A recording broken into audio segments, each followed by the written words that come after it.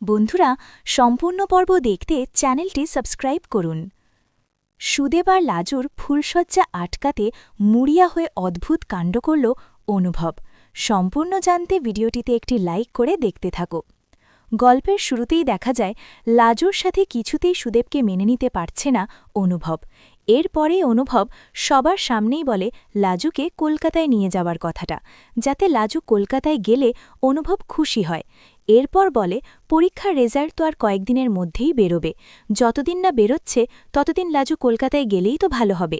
কিন্তু কমলা ডিরেক্ট বলে দেয় লাজু যদি এইবার বেরিয়ে যায় তাহলে কিন্তু আমরা আর ওকে ঘরে তুলতে পারবো না, এটা আমি জানিয়ে দিচ্ছি। ঠিক তখনই বলরাম বলে না না, আপনারা ও কথা বলবেন না।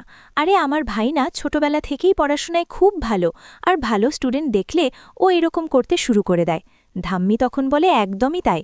আরে দাদু ভাই, লাজু এখন এনাদের বাড়ির বউ, এনারা যেটা বলবেন লাজু সেটাই শুনবে।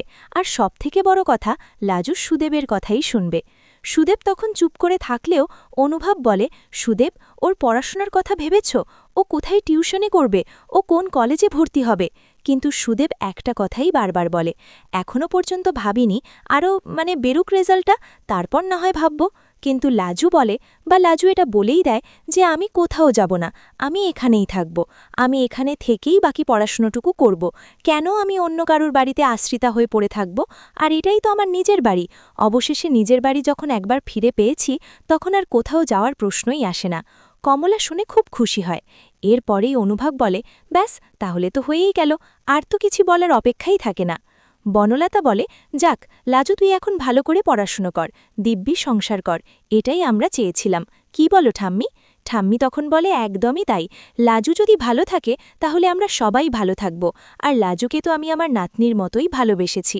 এরপরে সবাই মিলে খাওয়া দাওয়া শেষ করে কলকাতার পথে রওনা দেয়। লাজুর তো খুব খারাপ লাগে, কিন্তু লাজু তবুও মুখ ফুটে বলতে পারে না। লাজু এটা মনে মনে ভাবে অনেক তো আমাকে কথা শুনিয়েছিলে, আমি জানি তুমি এখন আমাকে নিয়ে যাওয়ার জন্য মরিয়া, কিন্তু আমি আর ফিরে যাব না। কেনই বা ফিরে যাব? অপমানিত হতে অনেক তো অপমানিত হলাম, এখন আর অপমান সহ্য হচ্ছে না। আর তাছাড়া এখানেই যখন থাকতে হবে তখন আমি আর ফিরে যাব না। এরপরে অনুভব বাড়িতে ফিরে গেলে বলরাম তখন বলে কিরে অনুভব, তুই এসব কি শুরু করেছিস? আজকে তোর লাজুর প্রতি যে কথাগুলো তুই বলেছিস সেটা শুনলে যে কেউ বুঝতে পারবে যে গণ্ডগোল রয়েছে। নেহাত ওনারা গ্রামের ভুলাভালা মানুষ। দেখ অনুভব, আমার মনে হয় লাজুর বিষয়ে নাক গলানো আমাদের জন্য আর ঠিক না। লাজু এখন নিজের শ্বশুর বাড়িতে গেছে, সেখানেও ভালো থাকবে। ঠাম্মি এখন বলে একদমই তাই, আমারও সেটাই মনে হয়। লাজুর বিষয়ে এখন থেকে আমরা আর নাক গলাব না। যতদিন ও আমাদের বাড়িতে ছিল ততদিন ওর প্রতি একটা দায়িত্ববোধ, কর্তব্যবোধ ছিল, কিন্তু এখন আর নেই, তাই এখন কোনো প্রশ্নই আসে না। এরপরে অনুভব বলে আরে আমি কি খারাপ কিছু বলেছিলাম? আমি তো ভালো কিছুই বলেছি। লাজু যদি এত ভালো স্টুডেন্ট হয়, ওর যদি পড়াশোনাটা না হয় তাহলে আমার খারাপ লাগতো, সেই খারাপ লাগার থেকে আমি কথাগুলো বলেছিলাম। ঠাম্মি তখন বলে আমি সবটাই বুঝতে পারছি, কিন্তু তুমি কেন এটা বুঝতে পারছো না যে লাজু অন্য কারোর বউ, অন্য কারোর বাড়ির বউ, আমাদের কোনো সিদ্ধান্ত ওরা কেন শুনবে? সেরকমভাবেই আমি তোমাকে কথাটা বোঝাচ্ছি। এরপরেই বলরাম খুব রেগে যায়, অনুভবকে বোঝাতে থাকে, কিন্তু অনুভব তো জানে কোন কথার পরিপ্রেক্ষিতে সে ওই কথাগুলো বলেছিল। এরপর ঠাম্মি বলে শোনো দাদু ভাই, আমি তোমাকে কটা কথা বলি। লাজু তোমার কাছে যতদিন ছিল তুমি ওর উপর সমস্ত দায়িত্ব কর্তব্য করেছ, তুমি ওর দায়িত্ব নিয়েছিলে, কিন্তু এখন আর ওই বাড়ির কেউ নয়, তাই ওর প্রতি আমাদের আর কোনো দায়িত্ব নেই। আমি যাই বাথরুমে ফ্রেশ হয়ে আসি। ঠিক সেই মুহূর্তে ঠাম্মির ফোনটা বাজতে থাকে। অনুভব দেখে ফোন করেছে লাজু, আর ফোনটা রিসিভ করে অনুভব। লাজু ভাবে ঠাম্মি রিসিভ করেছে। লাজু তখন বলে কি গো ঠাম্মি, কলকাতায় পৌঁছে গিয়ে একবারও ফোন করলে না তো, এত তাড়াতাড়ি আমাকে ভুলে গেলে? এরপর অনুভব বলে ঠাম্মি বাথরুমে গেছে, কিছু বলতে হবে?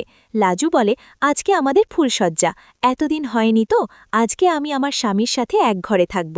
আর এটা শোনার পরে অনুভব বলে তুমি আমার সাথে কেন চলে এলে লাজু, কেন চলে এলে না বলো? এরপরেই কমলা ডাক দেয় তখনই লাজু ফোনটা কেটে দেয়। কমলা এসে বলে, শোনো বৌমা, আমরা তো ভেবেছিলাম সুদেবের আবার বিয়ে দেব। যাই হোক, তুমি তো এখন এই বাড়িতে চলে এসেছ, আর এই বাড়িতেই থাকবে, তাই তোমাকে এই গয়নাগুলো হাতে দিয়ে দিই। জানি তোমার বাবা মা আর তোমাকে কিছু দেবে বলে কখনো মনেও হয় না। এই গয়নাগুলো জানি খুবই সামান্য, তবুও তুমি তোমার কাছে রাখো, কারণ এই গয়নাই হলো মেয়েদের শেষ সম্বল। তো এই গয়না খুব দামি, জানো তো, যখন বিপদে পড়া যায় তখন এই গয়নার মর্মটা ঠিক বোঝা যায়। তুমি কিন্তু এই গয়নাগুলো খুব সাবধানে রেখো। হ্যাঁ, আর এই যে তোমার কান গলা পুরো ফাঁকা, আমার মনে হয় এটা ভালো লাগছে না, তাই যত তাড়াতাড়ি সম্ভব তুমি এগুলো পরে নিও। আর তোমাদের তো আজকে থেকে নতুন পথ চলা শুরু, আমি চাই তোমরা খুব ভালো থাকো। এর মধ্যেই বনলতা তার মায়ের সাথে কথা বলতে থাকে ফোনে, আর বলে, মা, তুমি যে বুদ্ধিটা দিয়েছিলে সেটা একদম কাজে লেগেছে। অবশেষে লাজুকে সুদেবের বাড়িতে পাঠানো গেছে। আমি যে কি খুশি হয়েছি তোমাকে বলে বোঝাতে পারবো না। এবারে অনুভবের সাথে আমার সম্পর্কটা একটু একটু করে ঠিক করে নিতে হবে। এরপরে অনুভব চলে এসেছে। বনলতা বলে, অনুভব, তুমি যে ওইভাবে লাজুকে কথাগুলো বললে, ওটা কিন্তু একদম ঠিক করলে না অনুভব। অনুভব বলে, আমি কি বলবো আর কি বলবো না সেটা কি আমাকে তোমার কাছ থেকে শুনতে হবে? শোনো বনলতা, আমি না তোমার কাছ থেকে এসব কথা শুনতে চাই না, জানতেও চাই না, তাই একদম আমাকে এসব কথা বলার চেষ্টা করবে না, নিজের লিমিটের মধ্যে থাকো। বনলতা বলে, অনুভব, তুমি আমার সাথে এইভাবে কথা বলছো কেন? তুমি হয়তো ভুলে যাচ্ছ যে আমি তোমার স্ত্রী হই, আর লাজুকে নিয়ে তুমি এত বাড়াবাড়ি বা করছো কেন? কে হয় লাজু?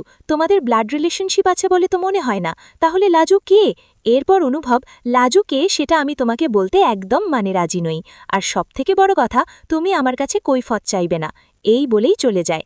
বনলতা বুঝতে পারে অনুভবের সাথে একটা সুস্থ স্বাভাবিক সম্পর্ক করা মোটেও সহজ ব্যাপার নয়। এদিকে ফুলসজ্জার আগে লাজু আর সুদেবের কিছু নিয়মকানুন বাকি রয়েছে। কমলা নিজের দায়িত্বে থেকে সেই নিয়মকানুনগুলো পালন করায়, আর বলে, আজকে থেকে তোমাদের নতুন পথ চলা শুরু, তাই কিছু নিয়মকানুন তো মানতেই হবে। এরপর লাজু সুদেবের সাথে মালা বদল করে, তারপর সুদেবের পা ধুয়ে দেয় আর নিজের চুল দিয়ে মুছিয়ে দেয়। সবাই তখন বলে, সত্যি কত ঝড়ঝাপটা পেরিয়ে অবশেষে আমাদের সুদেব আর লাজু এক হয়েছে। এরপরেই দীপা বলে, শোনো ছোট বৌদি, ছোট ছদ্দা কিন্তু অনেক দিন থেকে তোমার পথ চেয়ে বসে আছে, আজ থেকে তোমরা একসাথে থাকতে পারবে। এরপর কমলা সবাইকে নিয়ে ঘর থেকে বেরিয়ে যায়। সুদেব ঘরের দরজার ছিটকিনিটা তুলে দেয়, কিন্তু লাজুর খুব ভয় হতে থাকে। সুদেব লাজুকে বলে, দেখলি তো লাজু, কত কাণ্ড করে তোকে অবশেষে এই বাড়িতে নিয়ে আসলাম। আমার যে কি আনন্দ হচ্ছে আজকে দেখে, তুই আর আমি একসাথে থাকব।